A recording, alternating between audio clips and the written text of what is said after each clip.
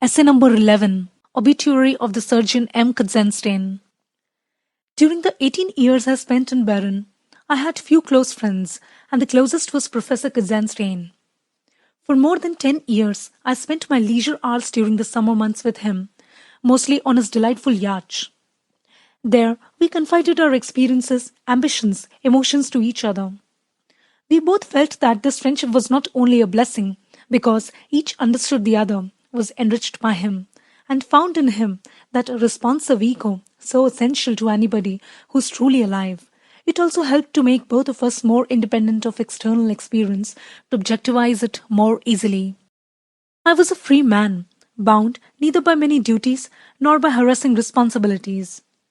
My friend, on the contrary, was never free from the grip of urgent duties and anxious fears for the fate of those in peril. If, as was invariably the case, he had performed some dangerous operations in the morning, he would ring up on the telephone immediately before we got into the boat to inquire after the condition of the patients about whom he was worried. I could see how deeply concerned he was for the lives entrusted to his care. It was marvelous that this shackled outward existence did not clip the wings of his soul. His imagination and his sense of humor were irrepressible. He never became the typical conscientious North German, whom the Italians in the days of their freedom used to call bestia seriosa. He was sensitive as a youth to the tonic beauty of the lakes and woods of Brandenburg, and as he sailed the boat with an expert hand through these beloved and familiar surroundings, he opened the secret treasure chamber of his heart to me. He spoke of his experiments, scientific ideas, and ambitions. How he found time and energy for them was always a mystery to me, but the passion for scientific inquiry is not to be crushed by any burdens. The man who is possessed with it perishes sooner than it does. There were two types of problems that engaged his attention. The first forced itself on him out of the necessities of his practice. Thus, he was always thinking out new ways of inducing healthy muscles to take the place of lost ones by ingenious transplantation of tendons. He found this remarkably easy, as he possessed an uncommonly strong spatial imagination and a remarkably sure feeling for mechanism. How happy he was when he had succeeded in making somebody fit for normal life by putting right the muscular system of his face, foot, or arm. And the same when he avoided an operation, even in cases which had been sent to him by physicians for surgical treatment in cases of gastric ulcer, by neutralizing the pepsin. He also set great store by the treatment of peritonitis by an antitoxic colisem which he discovered, and rejoiced in the successes he achieved with it. In talking of it, he often lamented the fact that this method of treatment was not endorsed by his colleagues. The second group of problems had to do with the common conception of an antagonism between different sorts of tissue. He believed that he was here on the track of a general biological principle of widest application, whose implications he followed out with admirable boldness and persistence. Starting out from this basic notion, he discovered that osteomyelin and periosteum prevent each other's growth if they are not separated from each other by bone. In this way, he succeeded in explaining hitherto inexplicable cases of wounds ailing to heal and in bringing about a cure. This general notion of the antagonism of the tissues, especially of epithelium and connective tissue, was the subject to which he devoted his scientific energies, especially in the last 10 years of his life. Experiments on animals and a systematic investigation of the growth of tissues in a nutrient fluid were carried out side by side. How thankful he was, with his hands tied, as they were by his duties, to have found such an admirable and infinitely enthusiastic fellow worker in Fräulein Neck. He succeeded in securing wonderful results, bearing on the factors which favor the growth of epithelium at the expense of that of connective tissue, results which may well be of decisive importance for the study of cancer.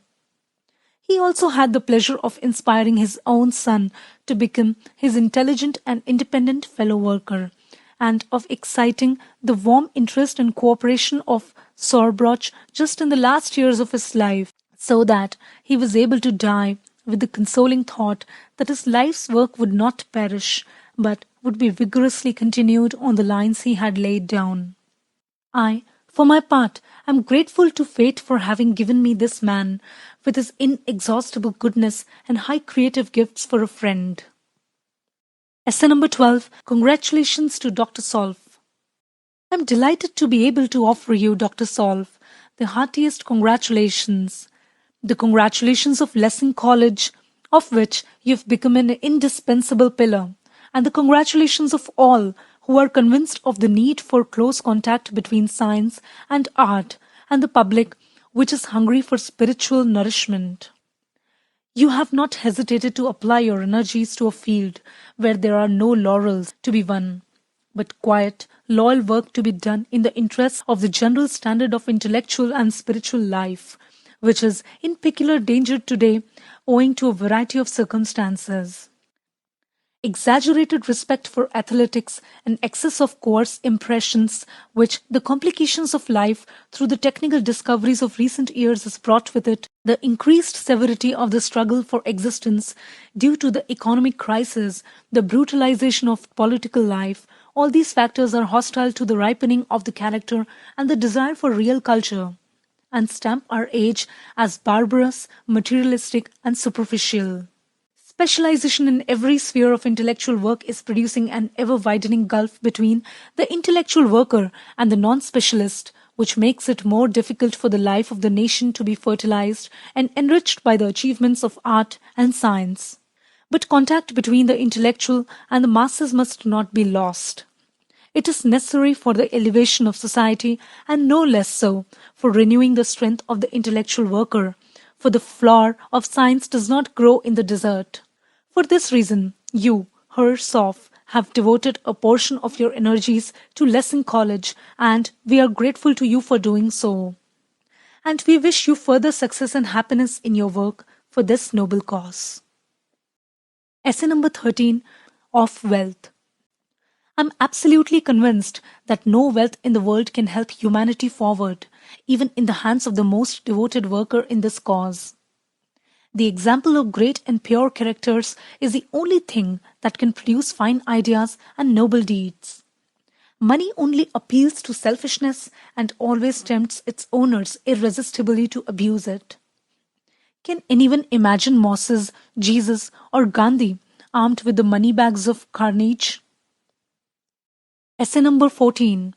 Education and Educators. A Letter. Dear Miss, I have read about 16 pages of your manuscript and it made me smile. It is clever, well observed, honest. It stands on its own feet up to a point, and yet it is so typically feminine, by which I mean derivative and vitiated by personal rancor. I suffered exactly the same treatment at the hands of my teachers, who disliked me for my independence and passed me over when they wanted assistance. I must admit that I was somewhat less of a model student than you. But it would not have been worth my while to write anything about my school life. Still less would I have liked to be responsible for anyone's printing or actually reading it. Besides, one always cuts a poor figure if one complains about others who are struggling for their place in the sun too, after their own fashion. Therefore, pocket your temperament and keep your manuscript for your sons and daughters, in order that they may derive consolation from it and not give a damn for what their teachers tell them or think of them. Incidentally, I'm only coming to Princeton to research, not to teach. There is too much education altogether, especially in American schools. The only rational way of educating is to be an example of what to avoid if one can't be the other sort. With best wishes.